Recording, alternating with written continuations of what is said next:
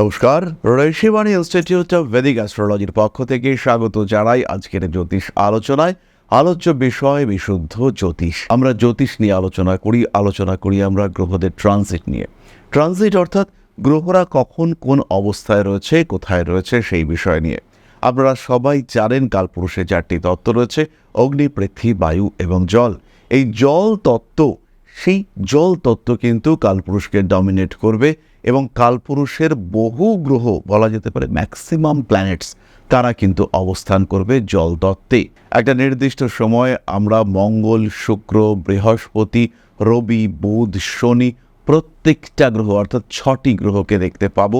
রাহু, কেতু বাদ দিয়ে সব কটি গ্রহ তারা কিন্তু জল তত্ত্বে অবস্থান করবে। মঙ্গল অক্টোবরের 27 তারিখ থেকে ডিসেম্বরের 7 তারিখ পর্যন্ত, শুক্র নভেম্বরের 26 তারিখ থেকে ডিসেম্বরের 20 তারিখ পর্যন্ত, দেবগুরু বৃহস্পতি 18 অক্টোবর থেকে 5 ডিসেম্বর পর্যন্ত, রবি তিনি নভেম্বরের 16 তারিখ থেকে ডিসেম্বরের 16 তারিখ পর্যন্ত, বুধ অক্টোবরের 24 থেকে নভেম্বরের 23 পর্যন্ত, তারপরে আবার ডিসেম্বরের 6 থেকে ডিসেম্বরের 29 তারিখ পর্যন্ত, এবং এই সমস্ত সময়টাই শনিদেব তিনিও কিন্তু জলতত্ত্বেই থাকছেন। তাই এতগুলো গ্রহ অর্থাৎ প্রায় 6টি গ্রহ জলের তলায় থাকছে। এর ফলে কিন্তু কালপুরুষে জলতত্ত্বের একটা ডমিনেশন দেখতে পাওয়া যাবে এবং প্রত্যেকটি রাশি, প্রত্যেকটি লগ্নের মানুষ তাদের বিভিন্ন ক্ষেত্রে কিন্তু বেশ কিছু পরিবর্তন আমরা দেখতে পাবো। আজকে আমরা আলোচনা করব মেষ রাশির বিষয়ে। বিগত বেশ কিছুদিন ধরে কালপুরুষে বিভিন্ন ধরনের ঘটনা ঘটতে দেখতে পাওয়া গেছে এবং কালপুরুষের স্টেবিলিটি সেটা কিন্তু এখনও ফিরে আসেনি। একটি ছোট্ট উদাহরণ দিলে বিষয়টি বুঝতে পারা যাবে। এই মুহূর্তে মঙ্গল তার দৃষ্টি রাহুর উপরে অবস্থান করে রয়েছে। যে সমস্ত জাতক বা জাতিকার বয়স 18, 36 বা যাদের বয়স 27, 45 এরকম, তাদের ক্ষেত্রে কিন্তু রাহুর উপর রাহু অথবা কেতুর ওপর কেতু রয়েছে। এই কম্বিনেশনের ওপরে কিন্তু এখন মঙ্গলের দৃষ্টি রয়েছে। আবার যাদের জন্ম 1979 বা এরকম সময়, তাদের কিন্তু কেতুর ওপর রাহু, রাহুর উপর কেতু রয়েছে। 1979 ডিসেম্বরে মঙ্গলের অবস্থান ছিল সিংহ রাশিতে। এখন ট্রানজিট মঙ্গলের উপরে তাদের ন্যাটাল মঙ্গলের দৃষ্টি, সেই মঙ্গল, রাহু, কেতু, শনি ইত্যাদি কম্বিনেশন আবার সৃষ্টি হয়েছে।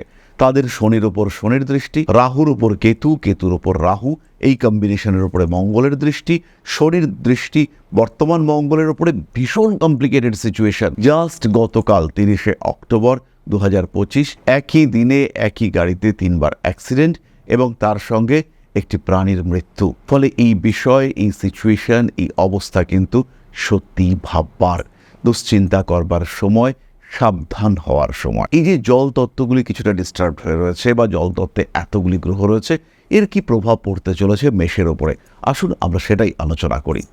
মেষ রাশি বা লগ্নের মানুষদের মন, কনসিয়াস, সাবকনসিয়াস, আনকনসিয়াস মাইন্ড, এটা এই সময় অ্যাক্টিভেটেড হবে। যারা নিজের অন্তরাত্মার বিকাশ ঘটাতে চাইছেন, যারা চাইছেন যে আত্মশক্তিকে জাগ্রত করব, তন্ত্র চর্চা করব, সাধনা করব, মনঃসংযোগ করব, মোক্ষ লাভের জন্য প্রচেষ্টা করব, সেই সমস্ত মানুষদের আরেকটু অ্যাক্টিভ হওয়ার প্রয়োজনীয়তা রয়েছে। সেই সমস্ত মানুষদের জন্য এটাই সাধনা করবার জন্য আদর্শ সময়।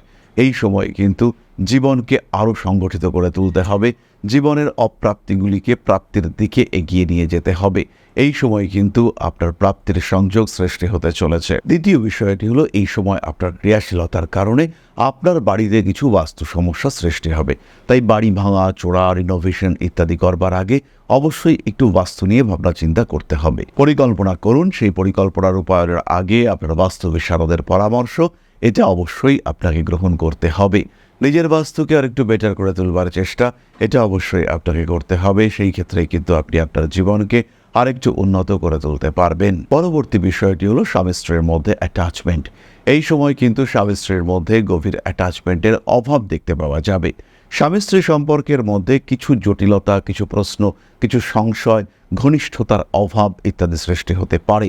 তবে এই সময় কিন্তু বিয়ের কথাবার্তাও এগোবার সম্ভাবনা দেখতে পাওয়া যাবে। আধ্যাত্মিক চেতনার উন্মেষ ঘটার সম্ভাবনা রয়েছে এবং এই আধ্যাত্মিক চেতনার উন্মেষ ঘটানোর জন্য আপনার অ্যাক্টিভিটিস সেটাও বাড়তে দেখতে পাওয়া যাবে।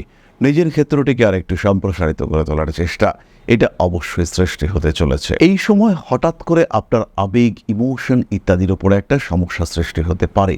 হঠাৎ করেই কাছের মানুষদের দ্বারা আঘাতপ্রাপ্ত হতে পারেন। কিছু কঠোর বাস্তবের সম্মুখীন হওয়ার চেষ্টা এটা সৃষ্টি হতে পারে। মেষ তার সুপ্ত প্রতিভাকে আবিষ্কার করতে পারবেন, নিজেকে আরেকটু প্রকাশিত করবার সুযোগ মেষের ক্ষেত্রে আসবে। উচ্চশিক্ষায় তীব্র সাফল্য, বাবার শারীরিক সমস্যা বৃদ্ধির সম্ভাবনা, বাবার কাছ থেকে প্রাপ্তির ক্ষেত্রে কিছুটা বাধা ইত্যাদি সৃষ্টি হতে চলেছে। ফাইন্যান্স, ব্যাংকিং ইত্যাদি ক্ষেত্রে কিছুটা ফ্রড হওয়ার সংযোগ দেখতে পাওয়া যায়।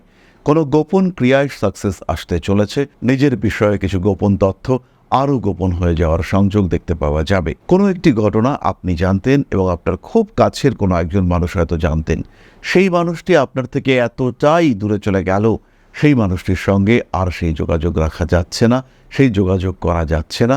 এবার কিন্তু আপনি সম্পূর্ণ একক হয়ে পড়েছেন। এবার কিন্তু আপনার সম্পর্কে সেই ঘটনা জানার আর কোনো সুযোগ নেই। সেই ঘটনা কিন্তু সম্পূর্ণ গুপ্ত হয়ে গেল, হারিয়ে গেল ইতিহাসের পাতা থেকে। এই ঘটনা ঘটতে পারে আপনার সাথে। গুপ্ত সম্পত্তির, ঋত সম্পত্তি প্রাপ্তির সংযোগ এই সময় দেখতে পাওয়া যাবে। খেয়াল রাখতে হবে, এই সময় গ্রহরা কিন্তু ভীষণ কনফিউজড, এবং এই সময় আপনার গ্রহযোগ, আপনার গ্রহ দশা, তারা কিন্তু সঠিক রেজাল্ট দিতে পারবে না। প্রত্যেকটি যোগের দিকে খেয়াল রাখতে হবে।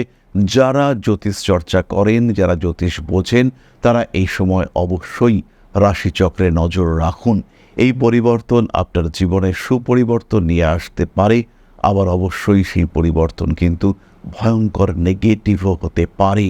খেয়াল রাখতে হবে, সাবধান থাকতে হবে, জপ করতে হবে রেগুলার ইষ্টমন্ত্র, দীক্ষা মন্ত্র জপ করুন মহামৃত্যুঞ্জয় মন্ত্র।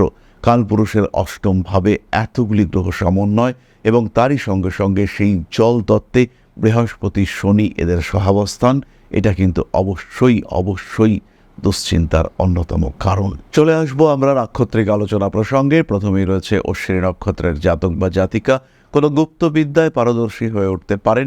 নিজের মধ্যেকার কিছু নেগেটিভ অ্যাক্টিভিটিসকে নিজের জীবন থেকে দূরে সরানোর সুযোগ এটা অশ্বিনীর ক্ষেত্রে আসতে দেখতে পাওয়া যাবে। অ্যাডিকশন থেকে নিজেকে মুক্ত করতে পারেন অশ্বিনী নক্ষত্রের মানুষরা। বাবার শরীর স্বাস্থ্য খারাপ হওয়ার সম্ভাবনা রয়েছে। প্রেম, ভালোবাসা ইত্যাদি ক্ষেত্রে জটিলতা বাড়তে দেখতে পাওয়া যাবে। কার্মিক উন্নতির সুযোগ বাড়বে। পেটের সমস্যায় ভুগতে পারেন। বাড়ি পরিবর্তনের সুযোগ আসতে চলেছে।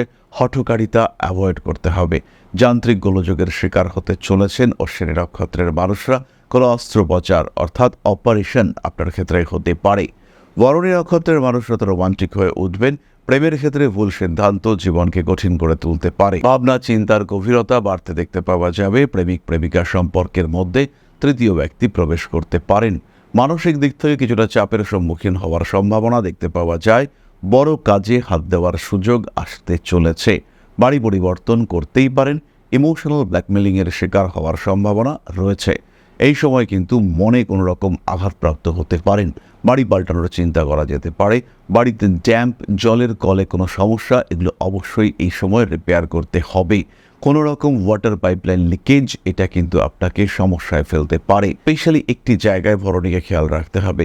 যদি বাড়ির কমোড, ফ্ল্যাশ ইত্যাদি জায়গা থেকে ওয়াটার লিকেজ হয়, সেই ক্ষেত্রে ভীষণ সাবধান হতে হবে আপনাকে। পরবর্তী নক্ষত্র কৃতিকা। ভাবনা চিন্তার গভীরতা বাড়বে। হঠকারিতা আপনাকে সমস্যায় ফেলতে পারে।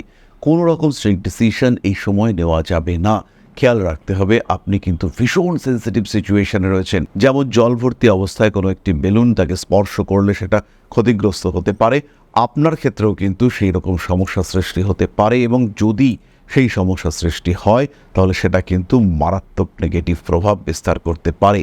খেয়াল রাখতে হবে, নিজেকে ভালো রাখার চেষ্টা, নিজেকে সুস্থ রাখার চেষ্টা, এটা অবশ্যই আপনাকে করতে হবে।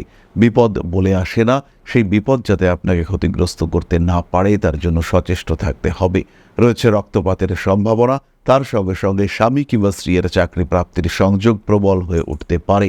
অ্যাটাচমেন্ট বাড়বে। গুপ্ত বা গোপন কোনো রোগ সেটা প্রকাশিত হতে পারে। হঠাৎ করেই কোনো ভুল সিদ্ধান্ত আপনাকে ক্ষতির দিকে ঠেলে দিতে পারে। কঠিন সিদ্ধান্ত নিতে হবে, সঠিক সিদ্ধান্ত নিতে হবে। খেয়াল রাখতে হবে, নিজের আত্মবিশ্বাসের উপরে ভরসা রাখুন। জীবনের প্রতিটি মুহূর্তকে উপভোগ করার চেষ্টা করুন। ভালো থাকুন প্রত্যেকটি মানুষ। মহামৃত্যুঞ্জয় মন্ত্রের থেকে ভালো প্রতিকার এই সময় কিন্তু নেই। নিজেকে সুস্থ, সবল, কর্মময় এবং প্রাণবন্ত রাখবার জন্য প্রতিটা মুহূর্তে মহামৃত্যুঞ্জয় মন্ত্রের পাঠ অবশ্যই করতে হবে। নিজেকে ভালো রাখতে হবে, ভালো থাকতে হবে। তাহলে এবার আমরা চলে আসবো আলোচনার পরবর্তী পর্যায়ে, অর্থাৎ আপনাদের প্রশ্নে জ্যোতিষের উত্তর। তবে তার আগে ছোট্ট একটি বিষয় আপনাদের সঙ্গে শেয়ার করতে চাইব। আশা করি পরম পিতার আশীর্বাদে সবাই খুব ভালো আছেন। জীবনে চলার পথে বিভিন্ন সময় বিভিন্ন ক্ষেত্রে আমরা প্রত্যেকেই কিছু না কিছু জনহিতকর কার্য করে থাকি। রাস্তায় যদি একজন মানুষ এসে আমাদের কাছে সাহায্য চায়, আমরা যতটুকু সম্ভব তাকে সাহায্য করবার চেষ্টা করি।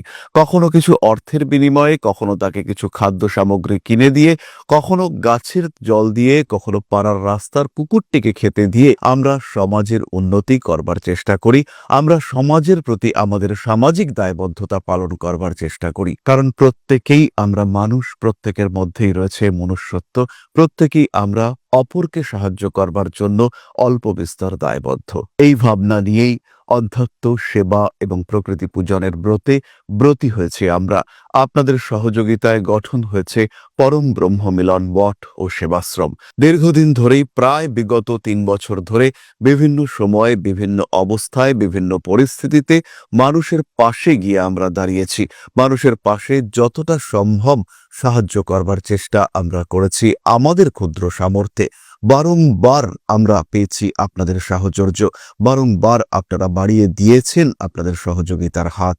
তাই আরও একবার আপনাদের সামনে আজ আমি আবার এসেছি পরবর্তী কর্মসূচিকে বাস্তবায়িত করবার জন্য। বিগত দিনগুলিতে বিভিন্ন সময়ে আমরা বিভিন্ন ক্ষেত্রে ডোনেশন কর্মসূচি করেছি। আমরা শীতকালে কম্বল বিতরণ করেছি, মোজা চটি বিতরণ করেছি, মশারি বিতরণ করেছি ডেঙ্গুর সময়, করোনার সময় খাদ্য সামগ্রী বিতরণ করেছি আমরা। তার সঙ্গে সঙ্গে ছোট ছোট শিশুদের পড়াশুনো এগিয়ে যাওয়ার জন্য সারা বছরের সমস্ত শিক্ষা উপকরণ আমরা বিতরণ করেছি। তাদের সঙ্গে আমরা সময় কাটিয়েছি। এদের শিক্ষার ক্ষেত্রে যাতে ডেভেলপমেন্ট হয়, তাই বেশ কিছু এলাকায় আমরা সম্পূর্ণ বিনামূল্য কোচিং সেন্টার পরিচালনা করছি। এবং বিশেষ বিষয়টি হলো যে প্রত্যেকটি ক্ষেত্রেই আপনারা কিন্তু প্রত্যক্ষ বা পরোক্ষভাবে আমাদের সঙ্গে আছেন। এই কর্মসূচিগুলিকে সঠিকভাবে এগিয়ে নিয়ে যাওয়ার জন্য এবার প্রয়োজন হয়ে পড়েছে একটি পরিকাঠামো, একটি সুগঠিত আশ্রমের, যেখানে বেশ কিছু মানুষ আশ্রয় পাবে, যেখানে বেশ কিছু বৃদ্ধা তাদের দিনগুলিকে আরেকটু খুশির মধ্যে নিয়ে আসতে পারবেন, যেখানে বেশ কিছু অসহায় শিশু তাদের অভিভাবক খুঁজে পাবে, যেখানে বেশ কিছু নিষ্পাপ প্রাণ বিকশিত হওয়ার সুযোগ পাবে, যেখানে বেশ কিছু নিষ্পাপ প্রাণী তারা তাদের আশ্রয় খুঁজে পাবে। এই আশ্রম পরিকল্পনার জন্য, তার পরিকাঠামো নির্মাণের জন্য আমরা একটি জায়গা সিলেক্ট করেছি।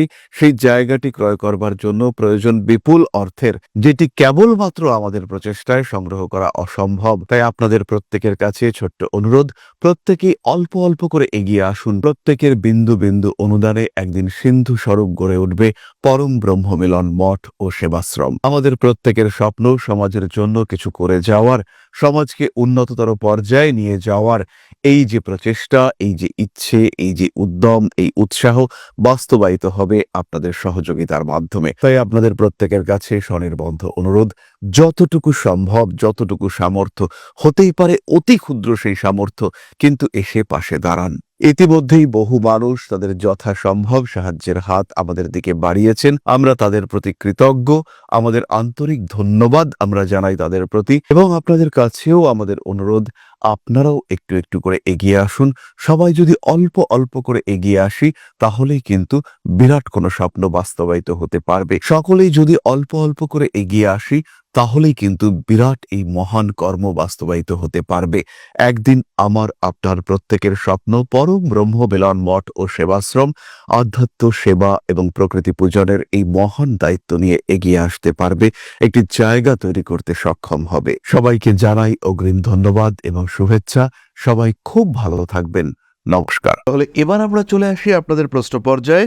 শ্রেয়া সরকার 4/1/2000 বালুরঘাট 4টে সকাল ক্যারিয়ার এবং ম্যারেজ সম্পর্কে জানতে চেয়েছেন। শ্রেয়া, তোমার বৃশ্চিক লগ্ন, বৃশ্চিক রাশি, শনিদেব তিনি নিচস্থ হয়েছেন, শনি বৃহস্পতি সংযোগ রয়েছে। তারই সঙ্গে সঙ্গে আমরা দেখতে পাচ্ছি নবমভাবে রাহু রয়েছে।